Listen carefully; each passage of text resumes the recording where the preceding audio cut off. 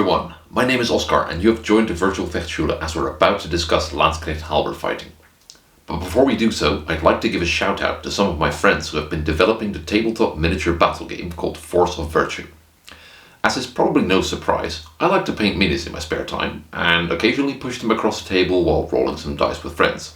Force of Virtue, set during the Italian wars around 1500, is one of those games, and I think this in particular might be of interest to anyone watching this channel. It's for one a bit more historically grounded than most games are, as it has been developed by historians and historical fencers. To give an example, your dice rolls can be classed along the four virtues from Italian fight books that also coincide with the humours and temperaments that late medieval people assumed governed everyone's actions. I have a set of Landsknecht stat cards and I really like the flavour of this faction, as their main thing is to build strong combined arms tactics. Pretty much what Landsknecht were known for historically. If this is the first time you hear of it and you think it sounds cool, go and check out the game by following the link below, or have a look at the Kickstarter that's currently running to help fund the expansion of this game. And with that, let's move on to the subject of today's video. You could consider this video a bit of an update on where we are with trying to gain some sort of understanding of how Landsknecht have fought. But if you're here for the big halberd goes bonk part, feel free to skip ahead to the sparring. This has been an ongoing project for quite some time now, and I've occasionally released videos on pikes, halberds, greatsword and fighting in half hour. In the background, I'm also constantly working on more in-depth research that will make its way into some publications, so you can expect some pretty big steps and reveals for the project towards the end of this year. For now though, this video will highlight a small part of this drive to understand how people fought around the year 1500. As part of a series of classes I've recently been teaching on the use of the halberd, we also tried a lot of sparring, and we did so with the sort of equipment a Landsknecht halberdier would generally be wearing. So, just a breastplate. There's also instances of Knechten not wearing any armour or wearing additional arm protection. But since we have covered those situations before, I decided it would be cool to see what happens if we wear only chest protection. As for the rules of engagement, we wear full protective HEMA gear wherever there's no historical armour. Any hit to an area that isn't covered by armour or by the hypothetical open-faced helmet still counts, but we also decided to do a bit more continuous fighting, as not every hit can necessarily be assumed to end a fight. Only very clear and solid hits or a very clear domination would end the exchange. We also tried switching between holding the halberd towards the end of the shaft and following what we see on many historical images where the Landsknechten hold their weapons more in the middle of the shaft. Finally, I think it's worth mentioning that a lot of halberd fighting at the time would happen in a formation with other combatants. We will get to that eventually, but for now I'm mostly interested to learn more about how halberds interact with individual combatants. I originally expected not wearing any arm blades to be a huge issue, and we did get hit in the hands occasionally. But let's be real, no amount of Almain rivet plates is going to save your fingers from a direct hit from a halberd. In practice though, we found the breastplates to be surprisingly sufficient. They turned quite a few potential hits and made sure a lot of the engagement happened at close quarters. Another thing that ensured a lot of the halberd fighting happened quite close was the grip that we used. Holding the halberd near the end of the shaft required more space and also made the whole thing a bit slower. You could of course still meticulously set up a hit, but most of the time getting stuck in with a shorter grip was as successful and quicker. That said, see for yourself and let me know in the comments whether you agree with our assessment. Enjoy!